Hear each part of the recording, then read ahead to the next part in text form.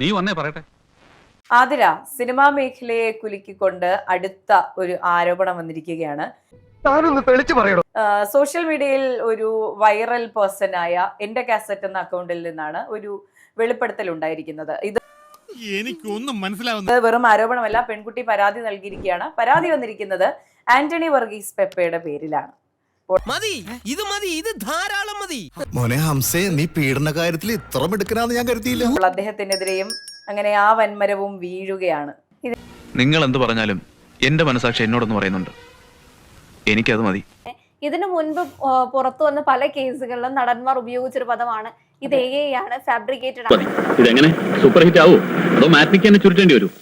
ഞാൻ super hit ആക്കി എടുക്കൂടെ. പക്ഷെ ആ കേസിനൊരു പ്രത്യേകത ഉണ്ടായിരുന്നു.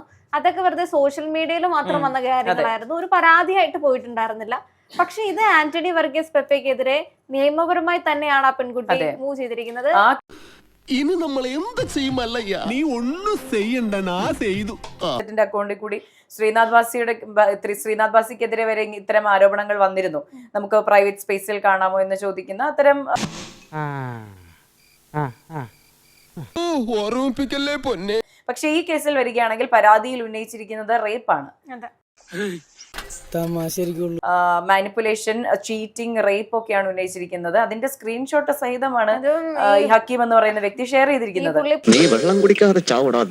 സാറിന്റെ കാര്യം ഓർക്കുമ്പോൾ സത്യത്തെ എനിക്ക് വിഷമമുണ്ട്. പറയുന്ന അനുസരിച്ചാണെങ്കിൽ 10 വയസ്സോളം ഇളപ്പമുള്ള ഏതൊരു കുട്ടിയെയാണ് ആന്റണി വർഗീസ് പെപ്പെ പ്രണയം നടിച്ച് ഈ പറയുന്ന രീതിയിൽ മാനിപ്പുലേറ്റ് ചെയ്ത് ഇത്തരത്തിൽ റേപ്പ് ചെയ്യുന്നത്.